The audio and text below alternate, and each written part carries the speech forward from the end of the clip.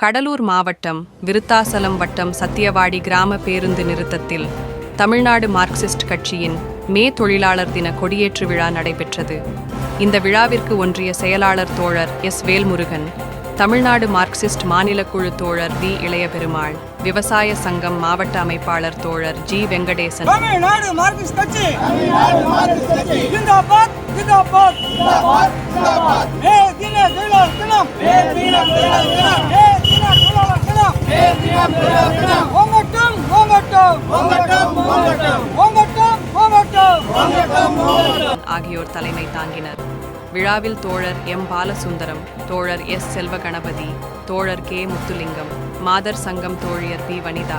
மாதர் சங்கம் தோழியர் எம் பாக்யலட்சுமி, தோழர் எஸ் சுப்பிரமணியன், தோழர் டி மணிகண்டன், மாதர் சங்கம் தோழியர் மகேஸ்வரி ஆகியோரும் மற்றும் ஊர் பொதுமக்களும் கலந்து கொண்டனர்.